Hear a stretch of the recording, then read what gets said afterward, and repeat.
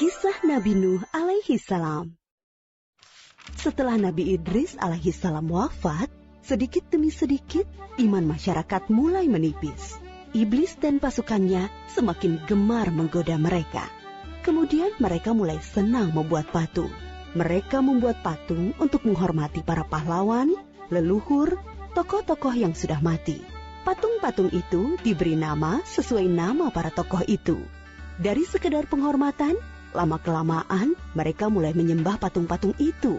Mereka percaya bahwa patung-patung itu mempunyai kehebatan dan kekuatan yang bisa melindungi dan menentukan nasib mereka.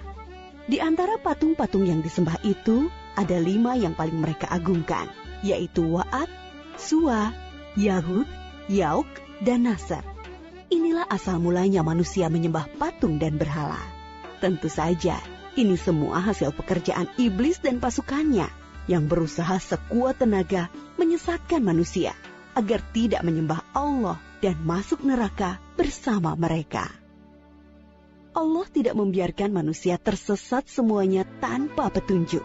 Maka Allah memilih Nuh alaihi salam untuk mengingatkan kaumnya agar mereka meninggalkan penyembahan dan berhala dan kembali menyembah Allah subhanahu wa ta'ala.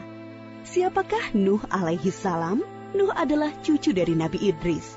Fisiknya kuat, terbukti dari umurnya yang sangat panjang, sekitar 1000 tahun. Hatinya mulia dan sabar luar biasa.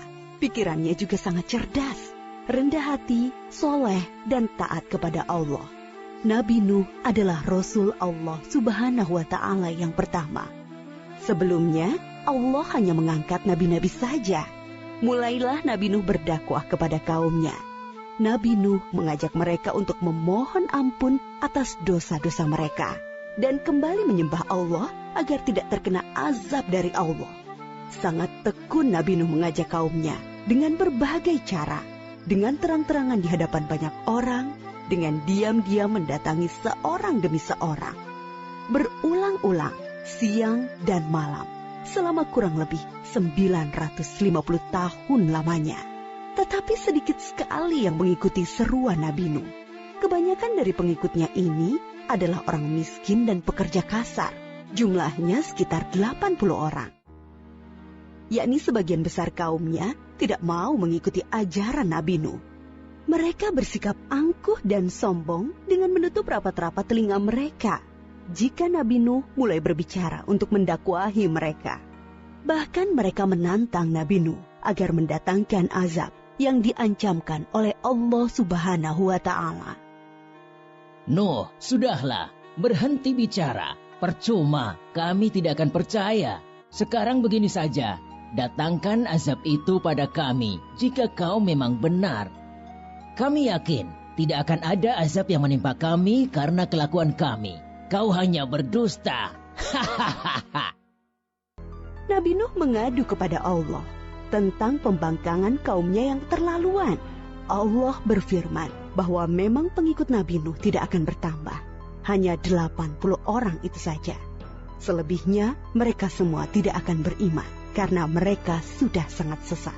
Setelah jelas ketetapan Allah bahwa orang-orang itu tidak akan beriman, maka Nabi Nuh memohon kepada Allah. Tuhanku, musnahkanlah seluruh orang durhaka itu dari muka bumi. Mereka hanya membuat kerusakan dan melahirkan anak-anak yang durhaka. Kemudian Allah memerintahkan Nabi Nuh untuk membuat kapal yang besar. Pada masa itu ilmu perkapalan belum berkembang dengan baik. Allah mengajarkan ilmu itu kepada Nabi Nuh. Maka Nabi Nuh bersama pengikutnya membuat kapal besar terbuat dari kayu. Kayu itu didapati dari pohon-pohon di hutan di sekitar mereka. Ejekan kaum Nabi Nuh semakin menjadi-jadi. Melihat pembuatan kapal itu terasa aneh bagi mereka. Apalagi mereka tinggal jauh dari laut. Lihatlah. Terbukti bahwa Nuh gila. Apa itu? Bikin kapal ya? Untuk berlayar di hutan. Nabi Nuh dan pengikutnya bersabar dan tetap tekun menyelesaikan kapal itu. Akhirnya kapal besar itu selesai. Inilah kapal besar pertama yang dibuat oleh manusia. Kemudian Allah memerintahkan untuk mengumpulkan binatang-binatang sepasang-sepasang, jantan dan betina. Semua diangkut ke dalam kapal bersama orang-orang beriman. Semua keluarga Nabi Nuh, termasuk yang diangkut ke dalam kapal, kecuali istri dan salah satu anaknya, Kan'an. Mereka tidak mau masuk ke dalam kapal. Mereka tidak beriman dan termasuk orang durhaka. Sementara itu, langit menjadi gelap. Angin bertiup kencang, petir menggelegar. Hujan turun sangat lebat. Dari dalam tanah memancar air yang semakin deras. Juga dari dalam rumah-rumah penduduk, dari dapur-dapur mereka. Dengan cepat, air membanjiri bumi. Makin lama makin tinggi, menenggelamkan rumah, pohon-pohon, dan tentu saja orang-orang di luar kapal Nabi Nuh. Ketika Nabi Nuh melihat sekelilingnya dari atas, tampak putranya, Kan'an, sedang menyelamatkan diri dari banjir. Karena kasih sayangnya kepada anaknya, Nabi Nuh berseru, "Anakku sayang, masuklah ke dalam kapal ini. Tidak ada yang bisa selamat dari azab ini kecuali yang berada di dalam kapal." "Tidak, ayah. Aku akan memanjat bukit yang tinggi. Pasti aku akan selamat."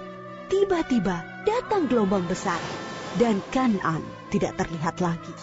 Dia termasuk yang dibinasakan. Nabi Nuh sangat sedih, tetapi beliau menerima keputusan Allah. Di dalam kapal, Nabi Nuh bertasbih, memohon ampun dan berdoa tidak henti-hentinya bersama orang-orang beriman. Setelah beberapa hari, Allah memerintahkan bumi untuk menelan banjir itu. Hujan berhenti, air pun surut masuk ke dalam tanah. Kapal pun berlabuh di daratan lagi. Orang-orang beriman keluar dari kapal dengan tetap bertasbih. Syukur yang tiada terkira. Mereka memulai hidup baru tanpa gangguan orang-orang kafir yang sudah tenggelam, dibinasakan Allah karena kesesatan mereka.